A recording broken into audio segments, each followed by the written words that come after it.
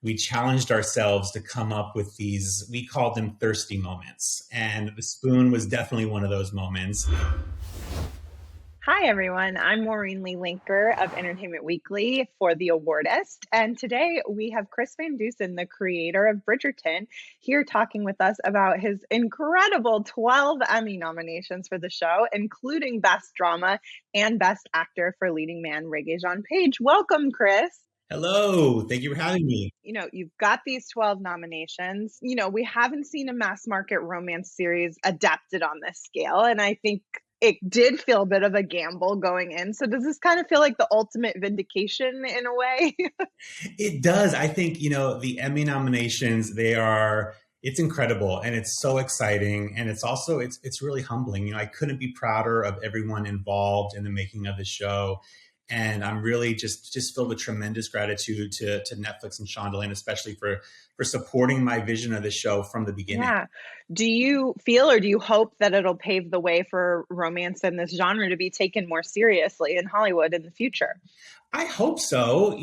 These books were amazing. I think there's this, and I think we've talked about this before. I think there's this misconception out there that all romance novels are either trashy or disposable, or that they can't be smartly written. And I don't think that's true. And it certainly wasn't true for the Bridgerton books.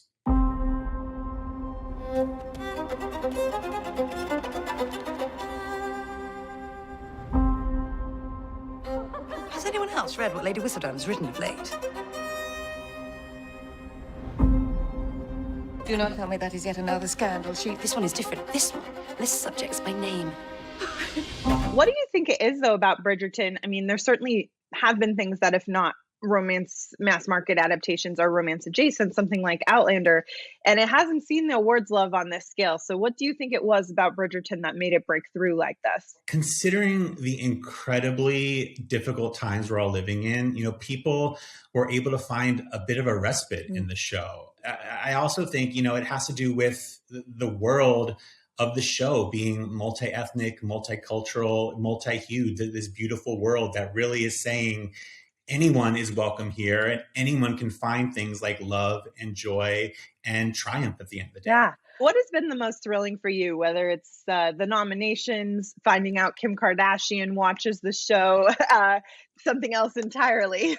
All of those things. I think when I saw the show premiered and pretty soon the memes started to come in and the tweets and the recaps, the hilarious recaps. And then there was the Bridgerton TikTok musical, which took it to a whole other level.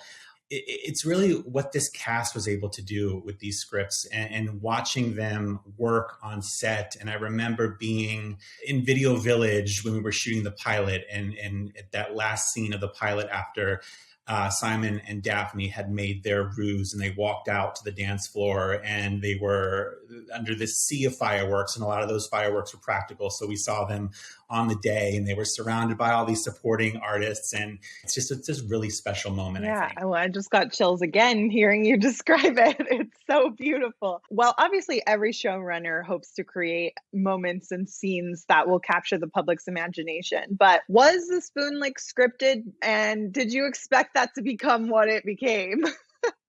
The Spoon was scripted, and those were some of the best days in the writer's room that I can remember. We challenged ourselves to come up with these, we called them thirsty moments. And The Spoon was definitely one of those moments. And we had such fun in the room pitching on those ideas. And there were so many, and there's so many more to come in the series as well. Another thing that people talked a lot about were, of course, the love scenes, particularly that "I burn for you" moment that has been revisited many times. But I'll be honest, a lot of pop culture right now is kind of neutered, not super sexy. So what is the secret to making love scenes and a show very sexy? I approached it with the idea that I wanted this show, the experience of watching the show, to not be so different from the experience of reading one of those romance novels. All that is intentional as far as the show feeling sexy and dangerous and fun, and it be taking you on a wild ride at times. And it was purposeful on our part and my writer's part to kind of leave the viewer a little hot and bothered and breathless at times. And that's something that I really, really love about the show. Yeah. Beyond those two moments that I burned for you and The Spoon, Is there something for you that's a real standout or a moment you're proudest of in the first season, either because it was difficult to achieve or just reflects the ethos of the show or all of the above? Oh, I think, I don't think there was anything particularly easy about doing this show. There's a scene in the pilot with Daphne and Anthony riding on Rotten Row, and they're discussing the place of women in society. And they're discussing Anthony's duty, both Anthony and Daphne's duty to their family. And that was a really challenging scene to shoot because we used real horses. And Phoebe and Johnny are both very adept at horse riding now, but that was a bit early on in our shoot when kind of everyone was just finding their footing.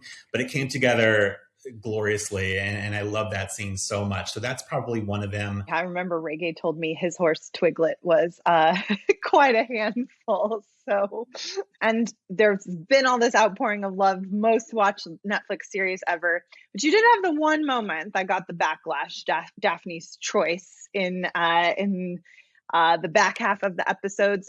Were you surprised by that response? Is it something that has entered into conversations or thinking as you craft moments in season 2? I wasn't surprised. I knew that was a controversial moment in the source material. It is quite different in the show than it is in the books. But at the end of the day, we are a show that allows our female characters to be complicated and to be far from perfect. And that means they often have to make really complicated human choices. And so the writers and I and Shondaland and we thought that those characters should be allowed to do just that. And that was really all a part of our responsibility to the story of, the education of Daphne Bridgerton. That scene is very much a part of Daphne's story. Well, another one of your nominees is, of course, the singular Dame Julie Andrews for her voice work. I'm curious, I know she's got a great sense of humor, but was there anything she balked at in the process? No, Julie Andrews was a dream to work with. She's everything you would think Julie Andrews would be. she's hilarious. When I was reading the pilot, I had her voice in my head. Never in a million years thinking that would happen, but we ended up sending her all the scripts. She fell in love with them. She said yes. And she's very much a part of the Bridgerton world for sure. And so now, as you're going into season 2, is there a writer's room rivalry to come up with the cheekiest things for her to be able to say?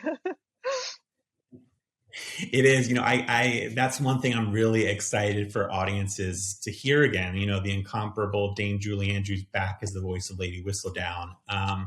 And that's really exciting. Yeah, those voiceover, all that dialogue is so much fun to write too. And now, especially knowing it's definitely going to be Julie Andrews, it's definitely changed things and is definitely, it's still so much fun. Well, I know you really can't say much about season 2, but I have to ask, we've had really beautiful weather this summer in LA. Have you been practicing your croquet? I'll be honest. I've never picked up a croquet stick before. Croquet stick, croquet mallet. I'm not sure what they call it. Mallet. But, yes, you're talking about. I think you're referring to the amazing Pall Mall scene in the books, and that was definitely one of my favorite set pieces of the series as well. Without saying or spoiling too much, just know that was a favorite of mine. I love it. Well, book 2 is my favorite, and I'm really excited to see what Jonathan Bailey is going to do. And I wanted to ask, how is he doing so far, stepping into the central role? Have you felt a shift in his energy as he sort of pivots into this leading romantic hero role, slightly more in the center of things than he was in season 1? Yeah, we left Anthony at a bit of a crossroads at the end of season 1, I'll say. He had just been through this relationship, if you want to even call it that, with his mistress Siena, and he enters this season, the second season, knowing he has to find a wife, and I obviously can't tell you many details about that season right now, but I will just say that, we're taking Anthony to some really fantastic and complicated places in the second season. I think we fully broke him at the end of season 1, and now we get to put them back together in a way that I think makes them all the better. I love it. I think sometimes, when a show pivots to focus on a new character, or there's a time jump, any number of those things, it can shift the ground under people's feet a little bit. So do you feel what you've got in season 2, that the dynamic has changed, whether it's look, mood, tone, something more intangible?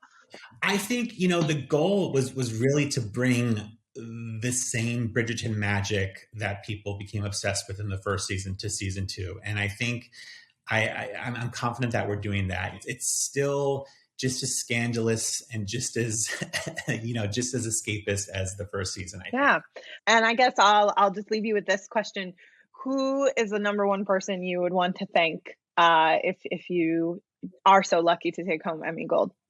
Oh, I think, personally, the number one person I'd like to thank is my husband. He has really, we have 3 very small children at home, and I wouldn't have been able to do the show and really throw my all into this show if it wasn't for him. So I think props goes to him for Amazing. sure. Well, thank you so much, Chris. And we'll definitely be rooting for you and all things Bridgerton, and can't wait to check out season 2 whenever we're able to go back to the ballroom.